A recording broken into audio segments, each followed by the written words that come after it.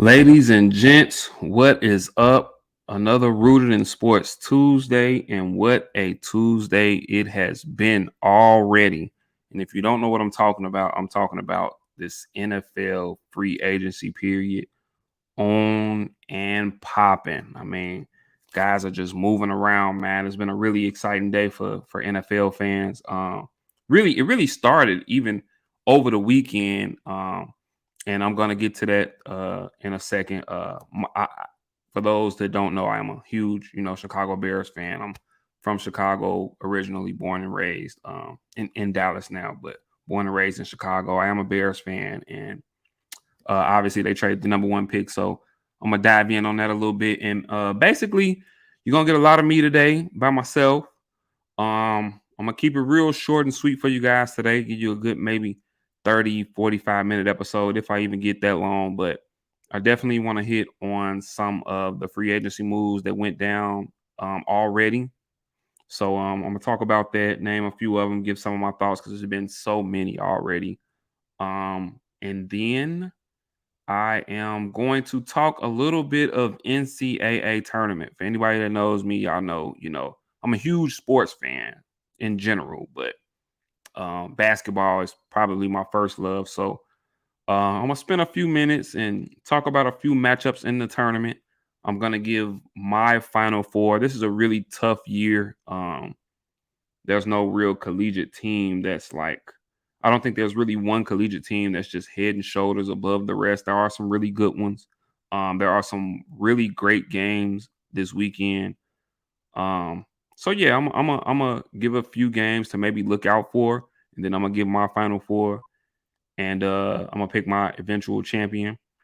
And yeah, man, it's gonna be a real good episode. I'm gonna give it to y'all real short and sweet today, but I'm not gonna prolong the time. We're gonna go ahead and get into it. So let's get into the intro.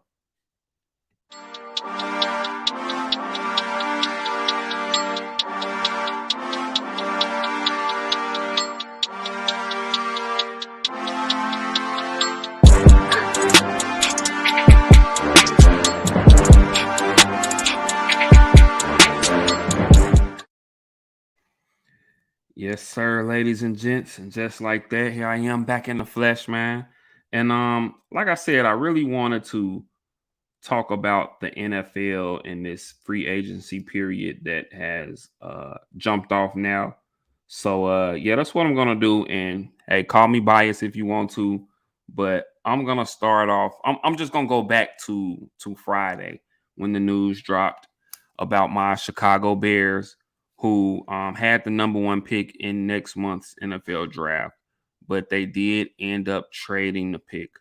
For those that don't know, the Bears traded the number one pick to the Carolina Panthers in exchange for the ninth pick in this draft. So we got a first rounder. We got the number 61 pick in this draft.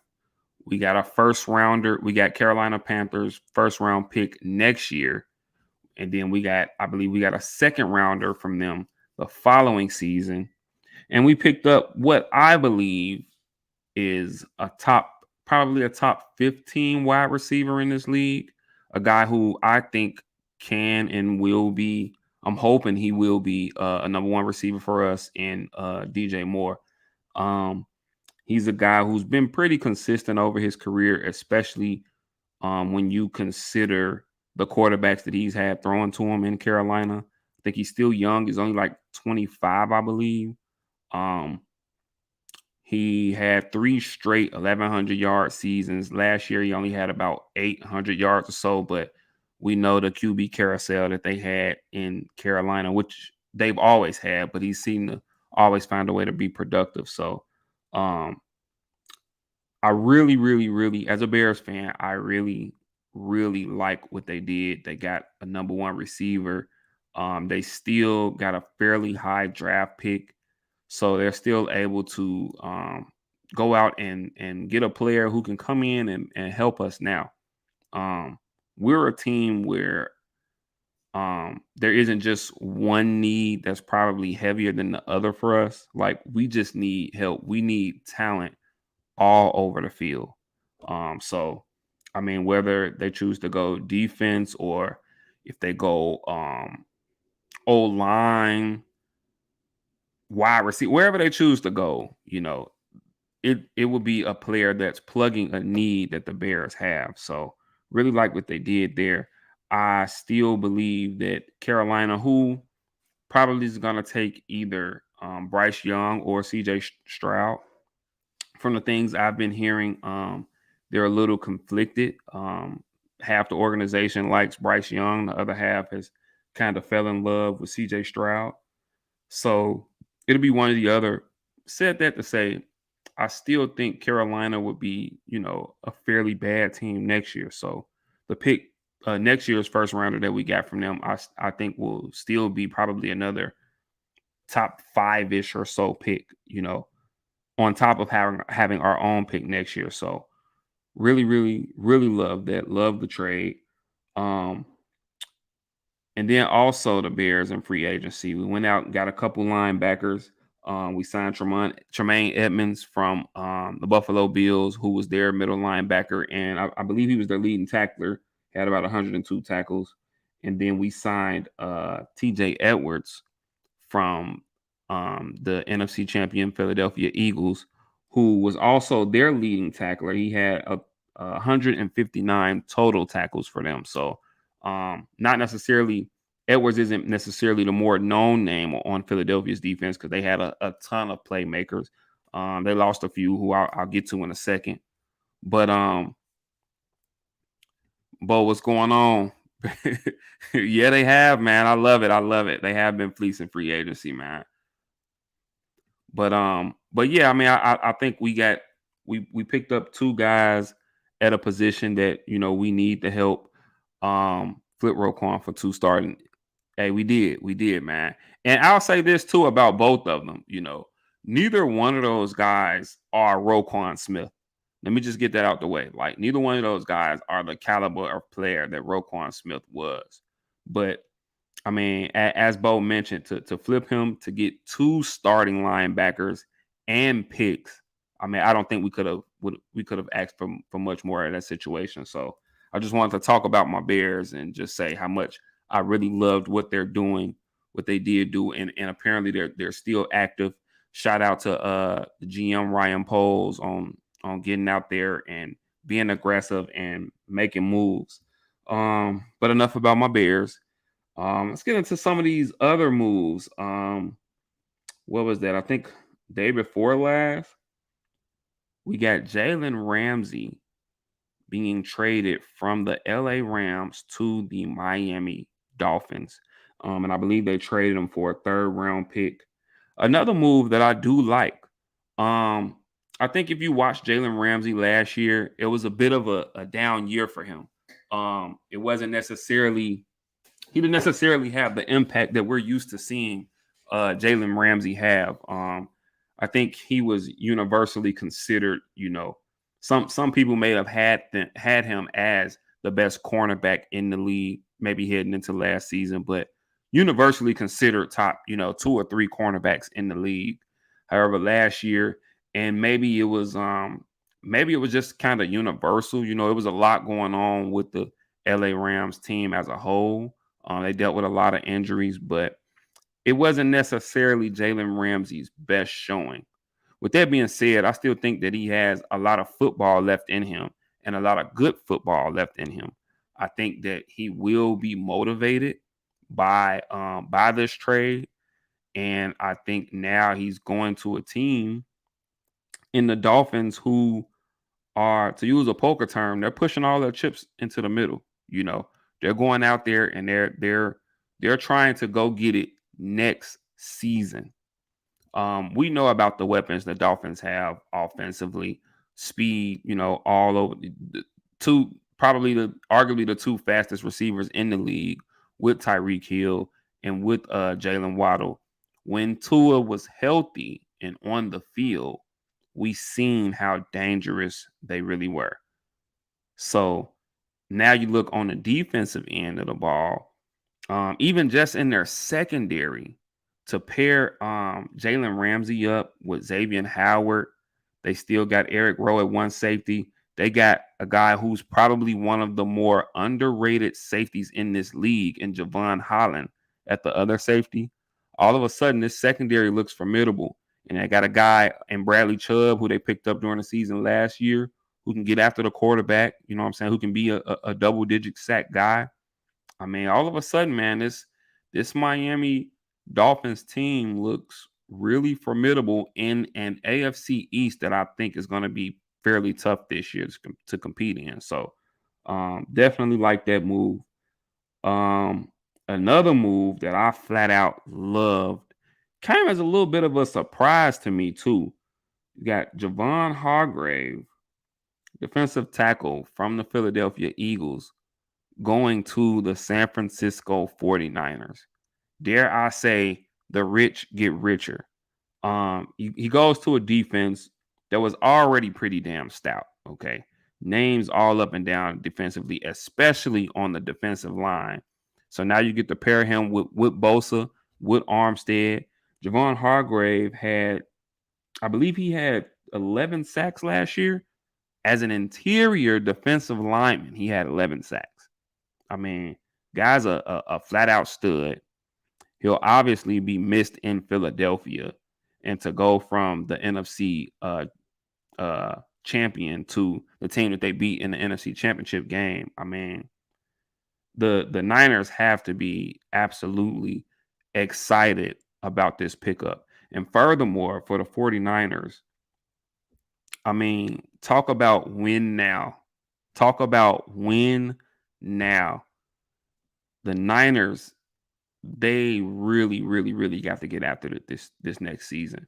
Um, it always seems to be, and at first it seemed like the blame was kind of going towards the quarterback situation, in particular, Jimmy Garoppolo, who, granted, I mean, Jimmy Garoppolo was never just, a world beater. Nobody's writing home about him, but he was a really consistent, really steady quarterback, and they won when he was under center.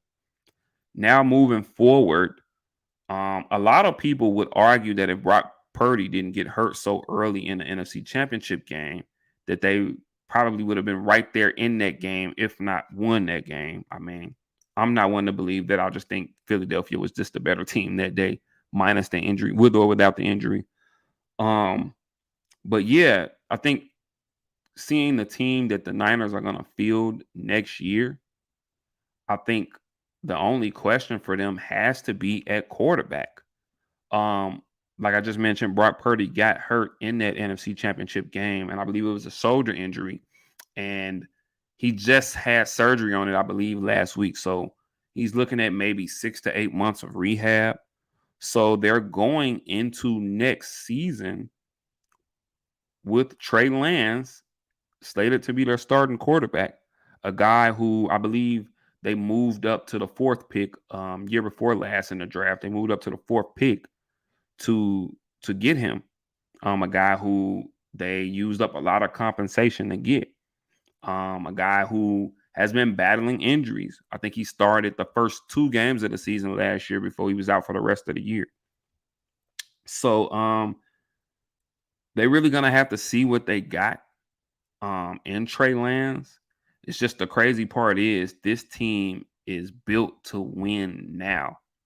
And it's going to be a lot of pressure on that kid. And it may possibly even be a short leash for him, because, I mean, this team has it all. We know the weapons they have offensively with McCaffrey, Deebo Samuels, Brandon Ayuk, George Kittle. I mean, all up as a roster. As a roster, it's hard to find a more talented team up and down when you're looking at some of the names here. So, yeah, really, really like that move with Hargrave going to the Niners. Incidentally, they did lose Ekubaum off that line to the Colts. He just signed with the Colts today. So get one lineman, lose another. Another move, Stephon Gilmore to the Dallas Cowboys. And what a move it is. You know what, these I tell you what, man, I'm really, really, really impressed with these NFL GMs, man. They really getting after it. Especially for the Cowboys. The Cowboys are a team that, and I'll even go back to last year's offseason period. They seem to be fairly stagnant as far as going out there and plugging up some of their needs. And now looking at them this offseason, one of their most glaring needs was a number two cornerback, a cornerback opposite of Trayvon Diggs. And boy, did they go and get that in Stephon Gilmore. Granted, I believe Gilmore, I believe he's 32. So he is getting up there. However, I still think that he definitely has some more in the tank. I think that he definitely has some good play and some experience and leadership to give to this Dallas Cowboy defense. I think that he can be really, really great for Trayvon Diggs, who's a cornerback who's just continuing to grow and get better. The year before last, we've seen Trayvon with 10, 11 picks, something like that. But I think looking at him this past season, even just from like a technique standpoint, just checking him out, you can see him slowly but surely making improvements. You know what I'm saying?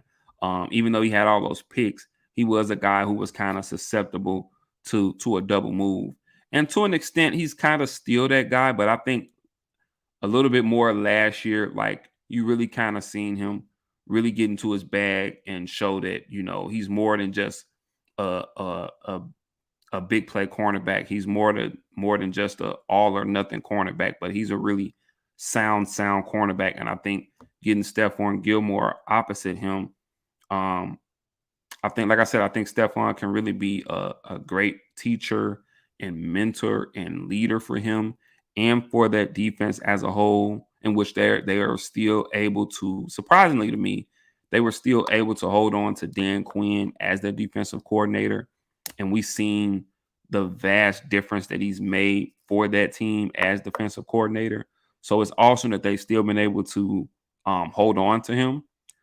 And then there's been rumors now that the Cowboys would like to bring in Bobby Wagner, who, although I think Bobby Wagner isn't the same Bobby Wagner that we knew, we're still talking about a guy who's very familiar with the defense, who played um, who played for Dan Quinn when he was defensive coordinator in Seattle.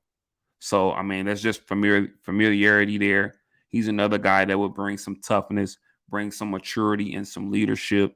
I think that he'll do wonders for a Cal Van Noy. I mean, not a Cal Van Noy, excuse me, a Leighton Vander Esch, who I think they re-signed him today. Um, I don't quote me on that, but I think that was one of the deals. I think the Cowboys did agree to an extension with him today. I'll have to go back and double check on that. But anyway, bringing in Stephon Gilmore was a great move. And then ultimately, if they are able to bring in Bobby Wagner as well, I think they did. Okay, yeah, they did agree to an extension with Leighton Vander Esch, 2 years, $11 million. So if they are able to bring in a Bobby Wagner, I think the combination of the experience between Bobby Wagner and Stephon Gilmore, I think it can do wonders for a defense that was already pretty damn good last season. So yeah, big ups to the Cowboys on that move. Like I said, it was moves galore, guys. I'm gonna keep going. A move that kind of surprised me. You got Darren Waller, tight end, really talented tight end from the Las Vegas Raiders. Lord, I wanted to say Oakland. From the Las Vegas Raiders, he gets traded to the New York Giants for a third rounder. And I think that's big, especially for that Giant team. First of all, I think Brian Daboll is a really, really wonderful offensive mind. Coach of the year there in New York with the Giants. Just seeing what he was able to do with Daniel Jones, and now I think the Giants brass, they've shown that, okay, you know what, we believe in Daniel Jones. You see, they gave him his extension, which I believe was for 4 years, 160 million. I believe they re-signed or they're reworking Sterling Shepard's contract, so he's gonna come back. I believe Saquon Barkley will be back. I don't know. I think that they might. I think they're gonna. They did tag him. As a matter of fact, they tagged Saquon Barkley. So, and word is they are still working on the deal. So, Saquon will be back, and then to get a guy like Darren Waller, a guy who is one of the better receiving tight ends in this league, I think he's going to be a huge security blanket if he can stay healthy. I think he'll be a huge security blanket um, for Daniel Jones and for that Giants team. So really, it move was a bit surprising. Really liked that move though. Um, Waller leaving an Oakland team who, and they made some moves themselves. I didn't even have this in my notes, but now that I'm thinking about it, we all you heard us talk about last week. Oh, the Las Vegas. Lord, I want to call them Oakland. The Las Vegas Raiders losing their starting quarterback in Derek Carr to the New Orleans Saints, where he ends up signing. Well, I didn't even have this in my notes, but just thinking about it, they agreed to a contract with Jimmy Garoppolo. So Jimmy's going to come in, be their new starting quarterback. Also today, they signed Jacoby Myers, wide receiver from the New England Patriots. They signed him to a deal today. I think Jacoby had about 70 catches or so, about 800 yards or so for the New England Patriots. Really quality wide receiver. And so all of a sudden, looking at Oakland, granted, they lose Darren Waller, but looking at some of these other pieces, obviously Devontae Adams is still there. Still, whether you want to say 1 or 1A between him and Justin Jefferson, however you want to do it, still one of, if not the best wide receiver in the league. Pick your flavor. They bring in a Jacoby Myers. Hunter Renfrow should be coming back. He had a little bit of an injury-riddled season last year, but Hunter Renfrow should be coming back healthy. They did franchise tag Josh Jacobs. Hopefully he does play under it. But the cupboard's not bare for Oakland. So Garoppolo going in there, and I think he'll play with a little bit of a chip on his shoulders, seeing how, I don't know, for the past couple seasons, it just seemed like the Niners were just really just trying their hardest to like kind of, push away from him, get away from him. And all he was doing was winning with that team. So maybe he'll come in with a little bit of a chip on his shoulders. Hopefully he can stay healthy. And hopefully he can do something with that Oakland Raider team. And I mean, guys, those are just a few for later. Do you think a team submits a 4-year, $192 to $200 million contract for Lamar, or 3 for $150? Hold that thought, Bo. I am gonna get to it. Hold that thought. But yeah, just I mean, so many moves still going on. I mean, some quiet moves being made. The Broncos getting Samaje Perine from the Cincinnati Bengals, who I think can come in and really play kind of that same role that he played in Cincinnati. He can kind of play that same role behind a Javonte Williams, who should be coming back from injury for the Denver Broncos. And if Javonte Williams isn't quite as healthy, or it takes him a little while to get back in the mode, Samaje Perine proved while Joe Mixon was out that he's more than capable of a running back. So a sneaky move there. The Philadelphia Eagles, they do re-sign James Bradbury at corner, which they needed because apparently they gave Darius Slay permission to seek a trade. So they come up with another sneaky signing for the Eagles. They signed Rashad Penny, which looks like it looks like that means the end of Miles Sanders in Philadelphia. What else? The Chargers have gave Austin Eckler, permission to seek a trade. I mean, it's a lot of moves going on, man. Just a lot of little moves going on, man. So this NFL free agency has got off with a bang. Oh, the Jets signing Alan Lazard, wide receiver from the Green Bay Packers, 4 years, $44 million. They're doing whatever they can. This was clearly a move to further persuade Aaron Rodgers to come along.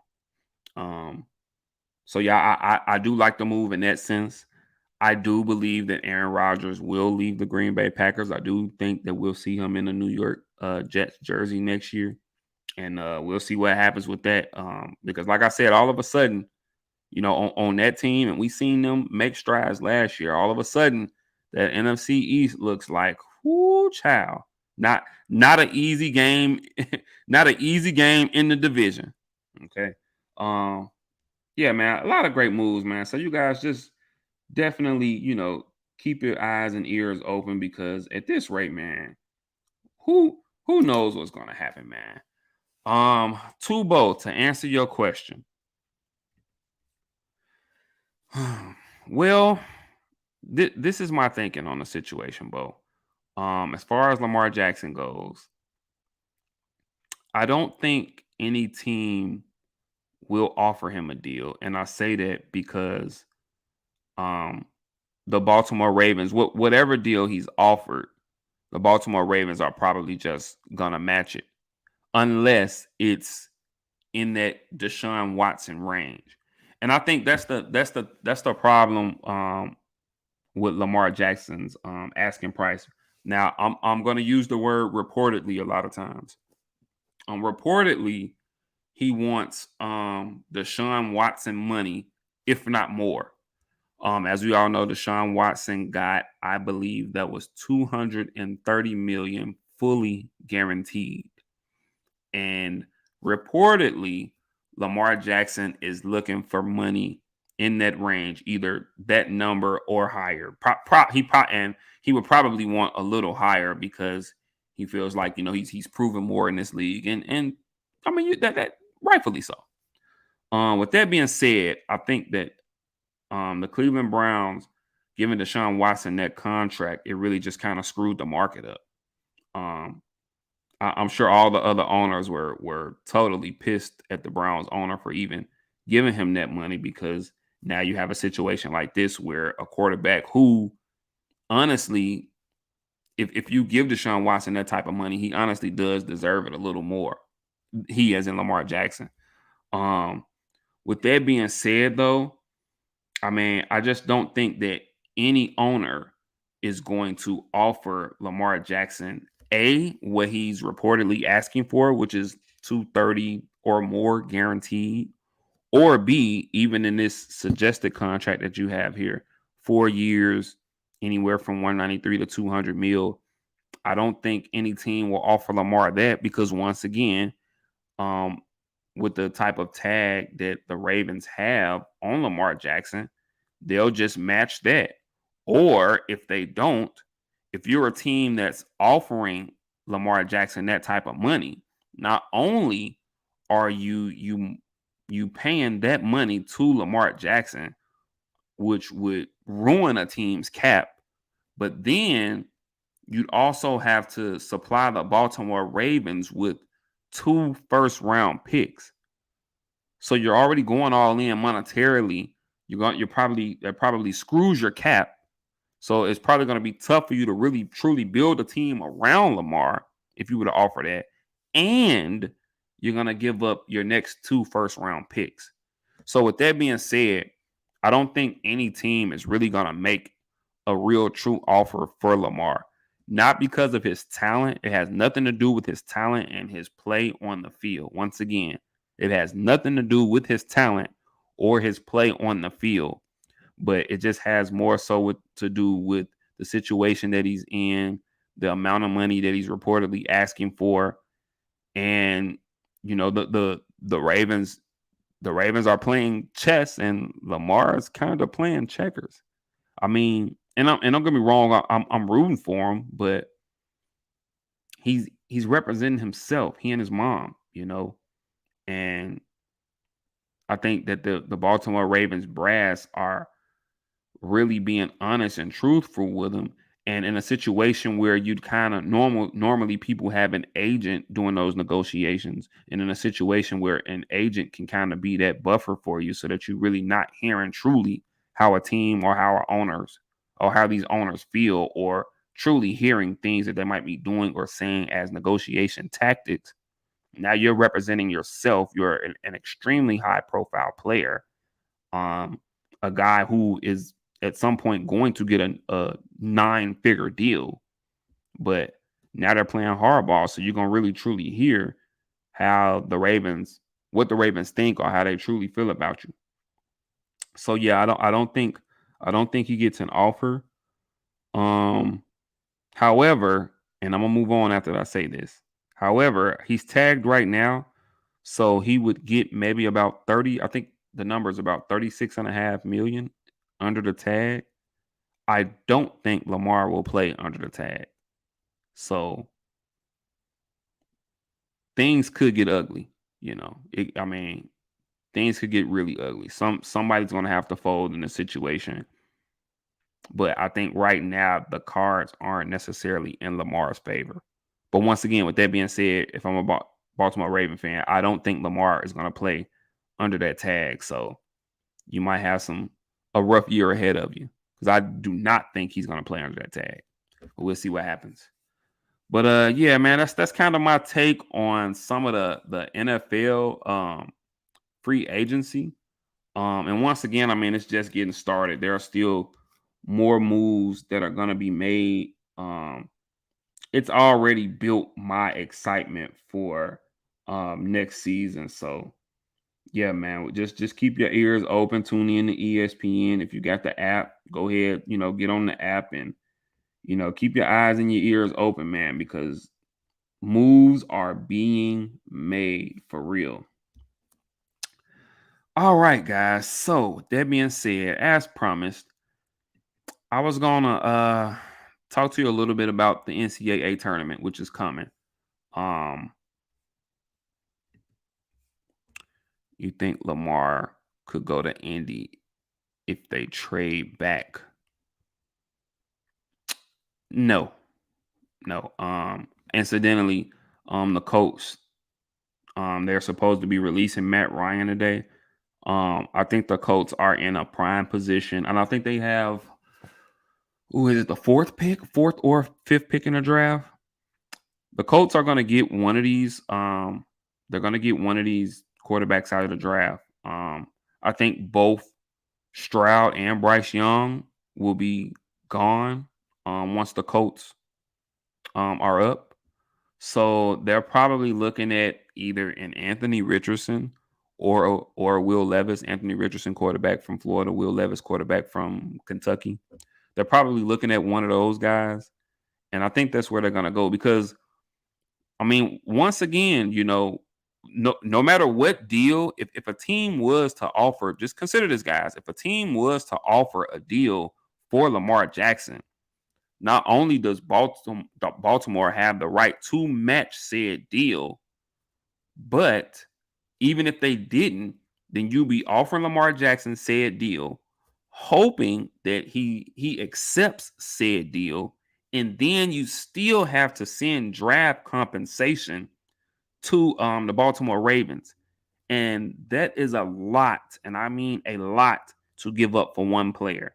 As dynamic as I think Lamar is, that is a lot to give up for one player. So I just don't, I could be wrong, but I just don't see any team making a move to try to get Lamar Jackson. I think they're kind of at a stalemate. Somebody's going to have to bend, and because once again, I don't think he's going to play under that tag next season. So somebody's going to have to bend, bro.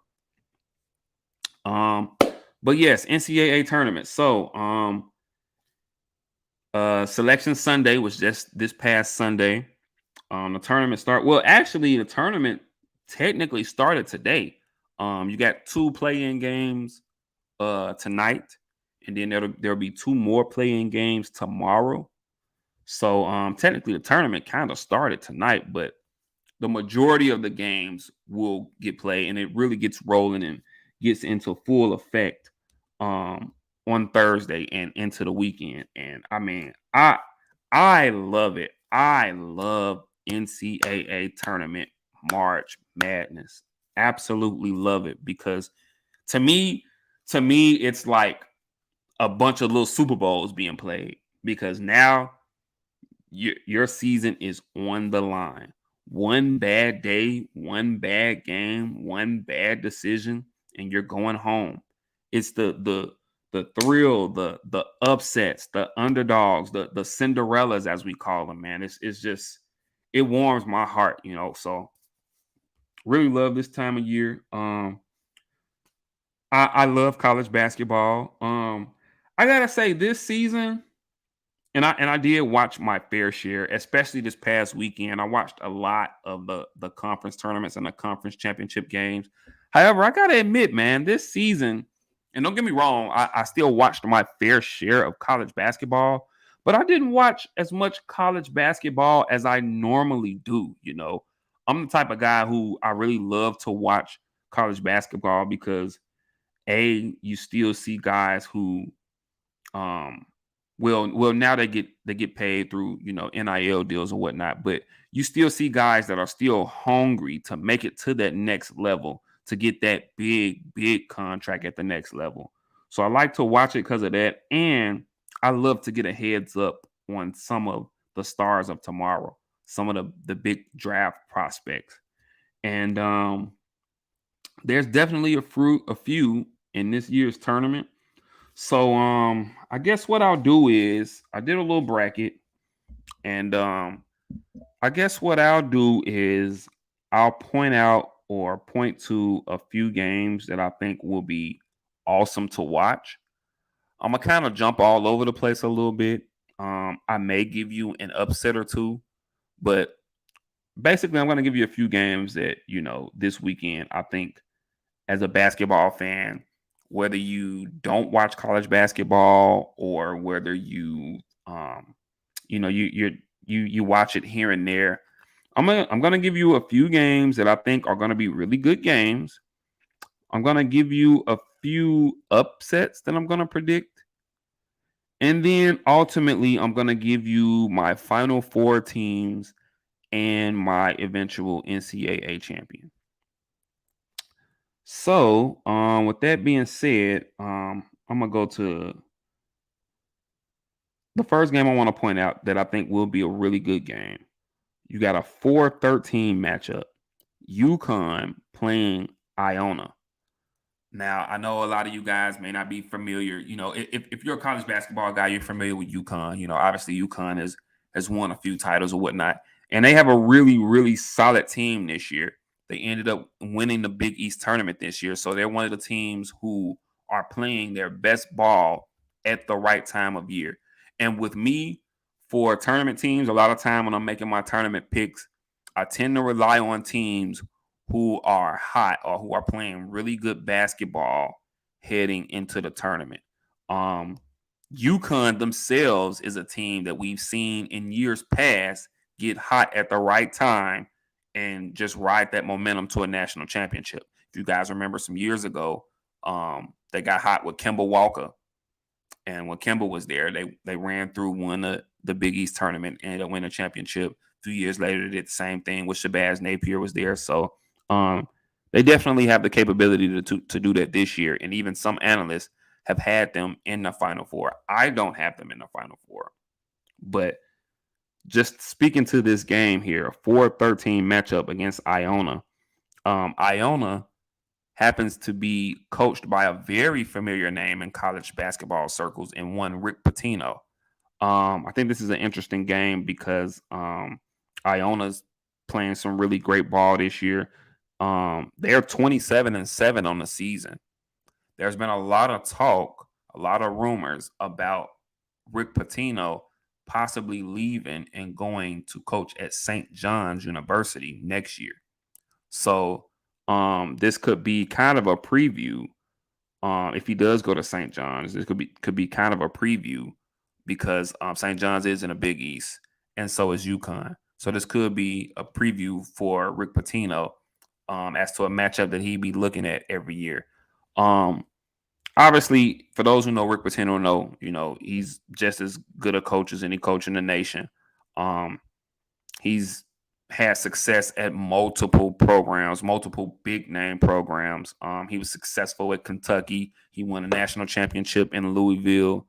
So we've seen him be, very successful wherever he's went. He's going to have these guys ready. He's going to coach them up. So I just think that is a game that will be worth the price of admission. That's a game to tune into. UConn's a 4 seed. Iona's the 13 seed. I do think that will be a very, very, very entertaining game, a very tough game for UConn, but I do think UConn will win that game.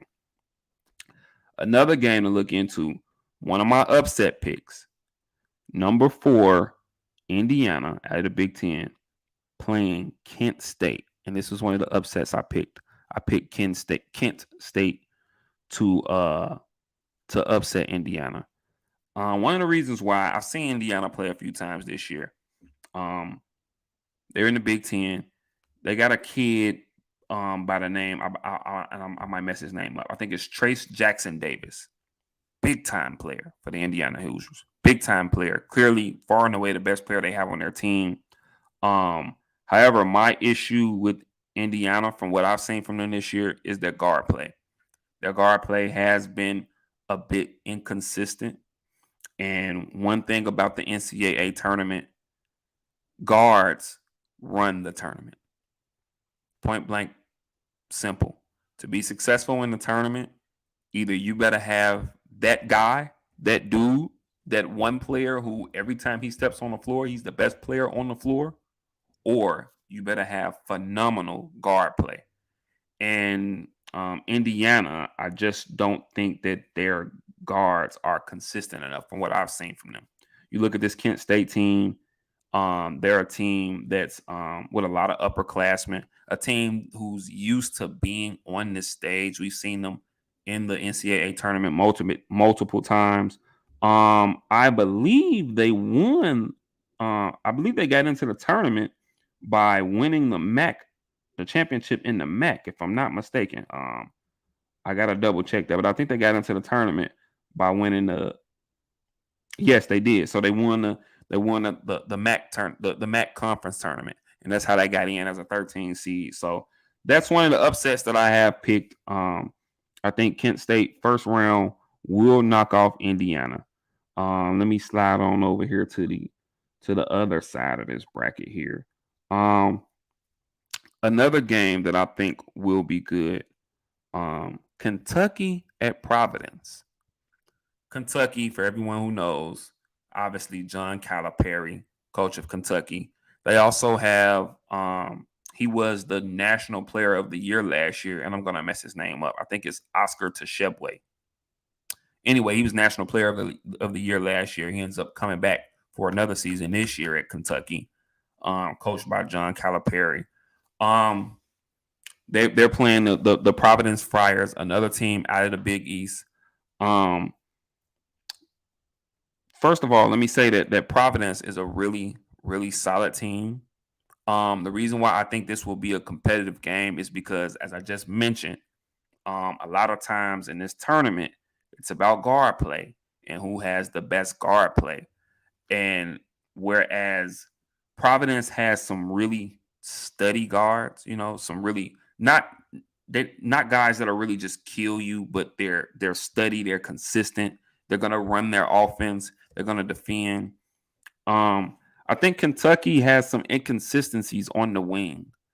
And I think that's been one of the issues with Kentucky over the past couple years, because we're so used to John Calipari really having really being able to recruit the best talent in the nation. We're so used to him having a number 1, number 2, number 3 recruiting class and just getting guys in there, where over these past couple years, that hasn't quite been the case. He hasn't necessarily been getting the level of talent into Kentucky that he normally does.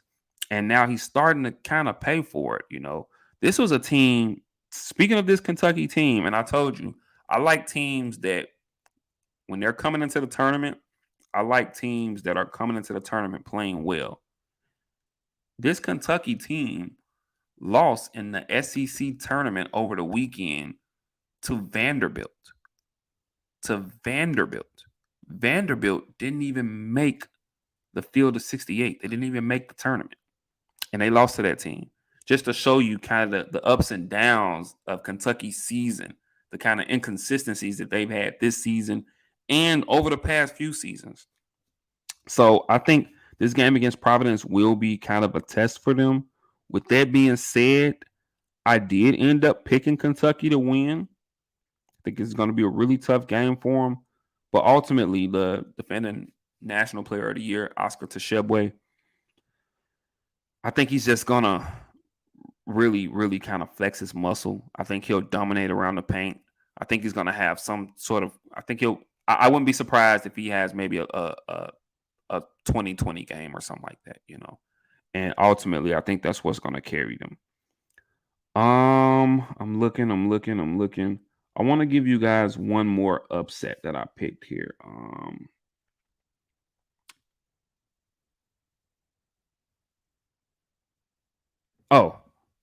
Maybe not necessarily an upset. However, we got Michigan State at the number 7 seed playing USC at the number 10 seed. And I actually may not be seen as that much of an upset, a 10 over a 7, especially if you're, kind of a NCAA basketball guy.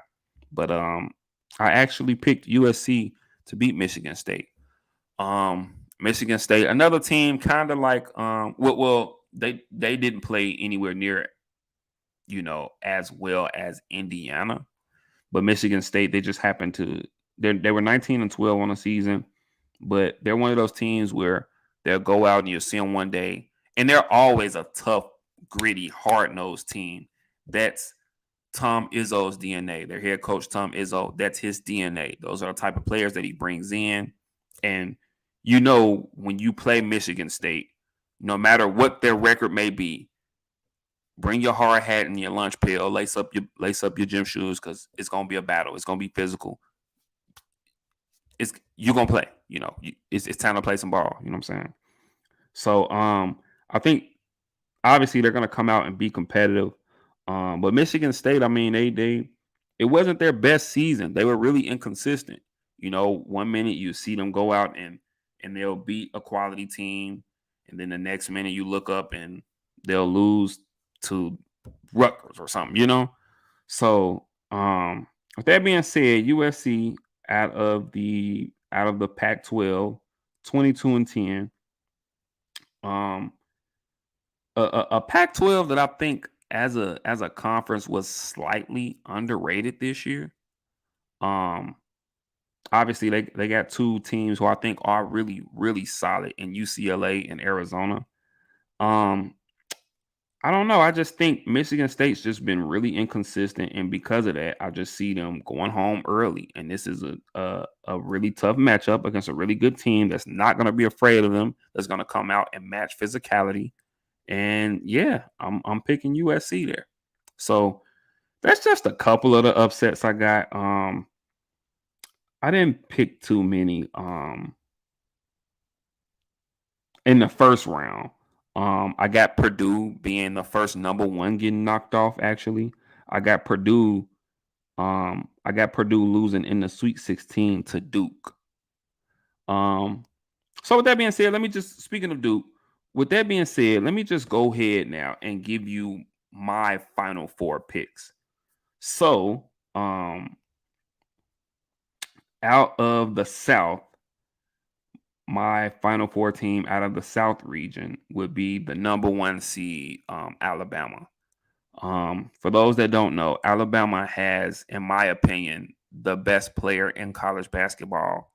And I'm going to say his name. And you probably heard me talk about him a little bit over the past week or two because, unfortunately, he got caught up in a little situation, off the court. And there's been a lot of, criticism towards him. But just remember the name, Brandon Miller from Alabama. He's about a 6'8", 6'9" wing. Kid can do it all, though. I watched him over this weekend, and 2 things stood out to me over this weekend. And I've seen him play a few times over the season. The first thing that stood out to me this weekend, and once again, I've seen him play quite a few times this season.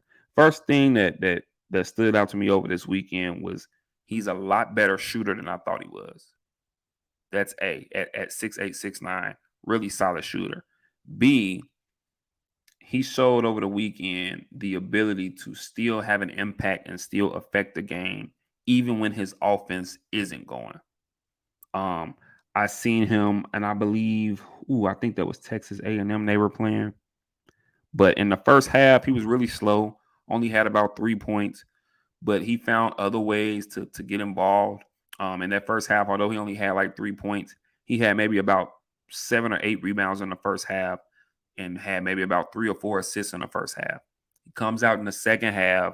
He scores, I believe, 18 in the second half, and he ends up with a double-double. He ends up with like 21 and 12 or something like that. Um, Kid's really, really good.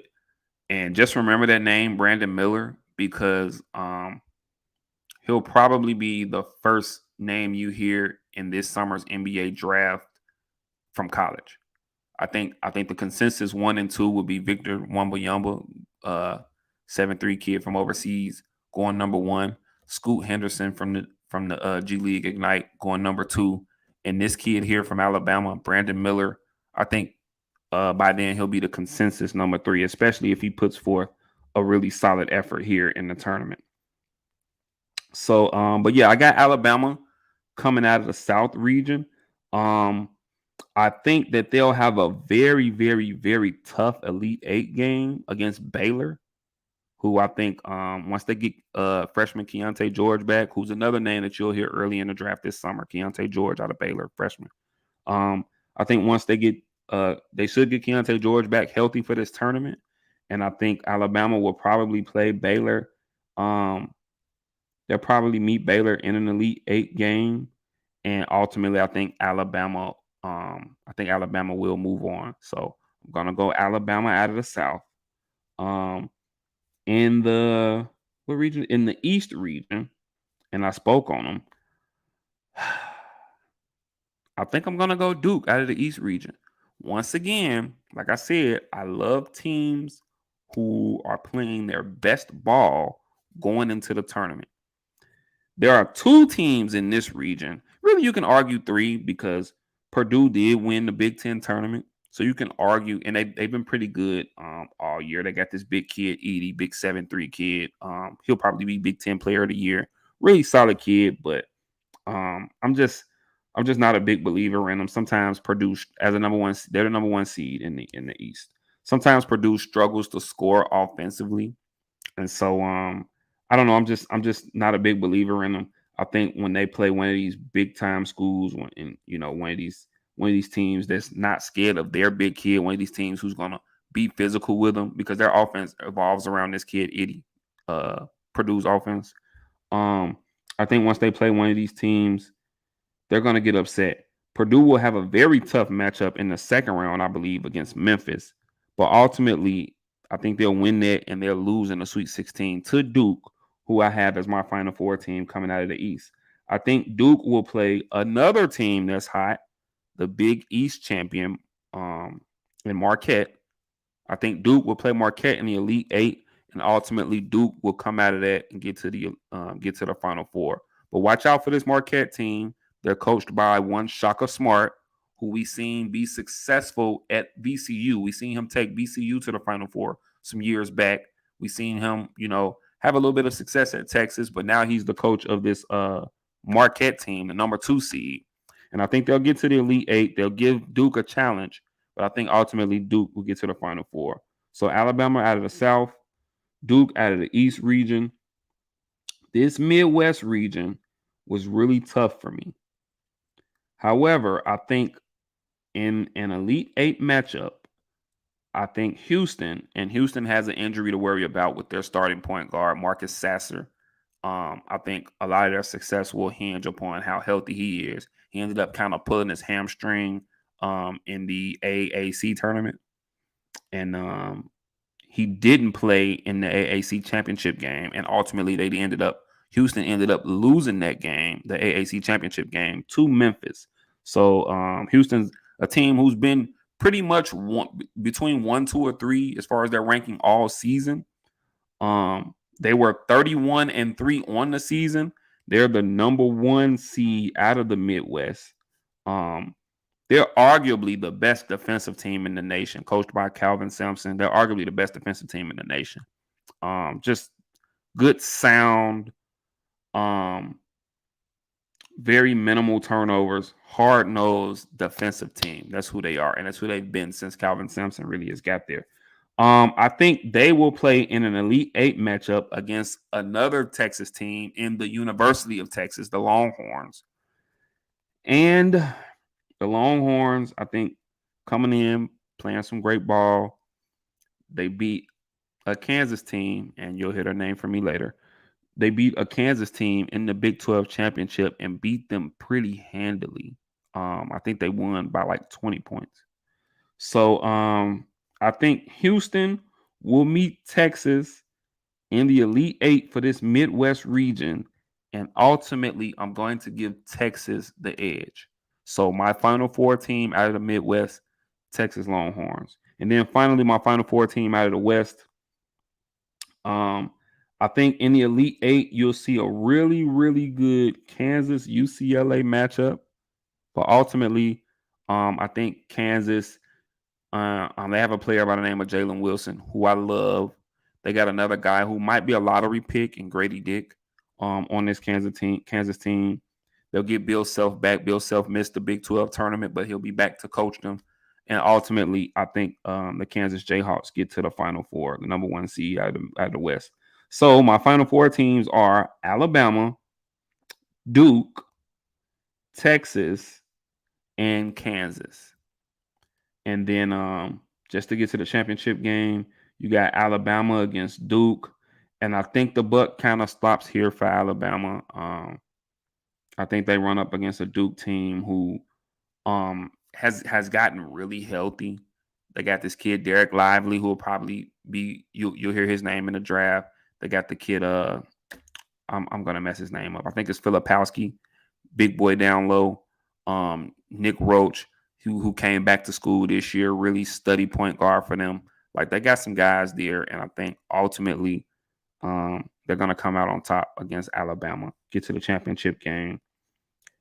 And for what I believe will be the fourth time, Texas will play Kansas once again. But caveat here, guys, and this is going to weigh heavy on my decision making here. The Final Four and championship game will be played at NRG Stadium in Houston, Texas. And that's big because, like I mentioned, you got two Texas teams, one of them actually being the University of Houston. You got two Texas teams in that Midwest division. If one of those Texas teams gets to the Final Four, that's going to be virtually like a home game for them. I have the Longhorns in the Final Four, who are in Austin. I think Austin's probably maybe about a 2.5, 3 hour drive from Austin to Houston. So I think in that Final Four game, you're going to see a lot of orange in that game, and it's going to feel like a home game for Texas. And I think Texas will feed off of that crowd, and ultimately they'll come out on top in another close game against Kansas, conference rivals. But I think they'll come out on top. And that leaves me with a Duke versus Texas national championship game. And as tough as I think that game will be, great game, a great watch. But once again, this Final Four game is being played in Houston, Texas.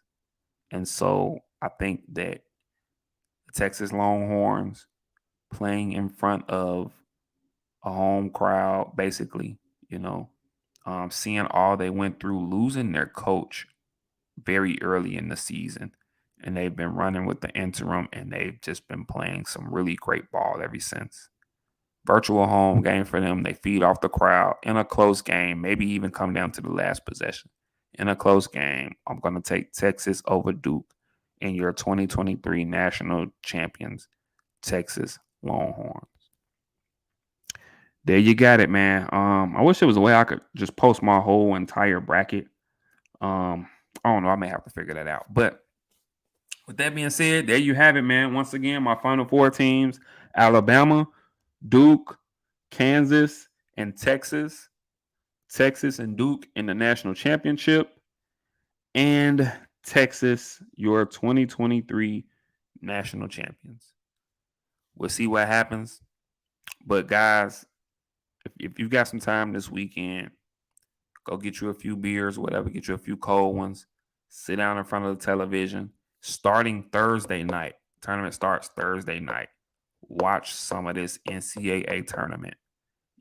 I mean, there's bound to be upsets. I'm sure my bracket will be just screwed. I'll probably come back next week and just tell you all about it. But it's bound to be upsets. It's gonna be awesome. It's gonna be some great basketball. I know I'm gonna be glued to the television. And yeah, guys, man. Hey, tune in this weekend. And then once again, like I said, just keep your eyes and ears open to the NFL free agency and what's going on. It's going to be a great weekend in sports, man. I'm telling you, I'm really geeked about this NCAA tournament. Um, Free agency in the NFL is still going on. The NBA is continuing to wind down. It's coming to an end. Teams are still, jockeying for positions. Don't look now, but and I can't believe I'm about to say this. Don't look now, but these Lakers are playing some really good basketball. Don't look now, guys, but watch out. Um, but yeah, man, that's all I got for you guys today. As always, it's an honor and a privilege. Um, be sure to tune in next week. We'll be right back here. Every Tuesday as usual, Rooted in Sports. Please give us a follow on Instagram. It's at Rooted in Sports. Like and subscribe to us on YouTube. That once again is just type in Rooted in Sports. We'll come right up. You'll see our little emblem just like you see on the top of the screen there. Go ahead and subscribe and give us a like so that way you'll get our notifications when we are going live or whatnot. You can subscribe. You can follow me individually on Instagram. My Instagram handle is iswan_0623. Once again, that's iswan_0623. Give my co-host a follow. His Instagram is Tiberius, the same way you see it spelled, scrolling across the bottom of the screen. Tiberius519. Give him a follow on Instagram. Also like and subscribe to his YouTube page, the Sports Exclusive Podcast. He's been dropping heat, and I think he drops a new one every Wednesday. So I think you guys can be on the lookout for one tomorrow.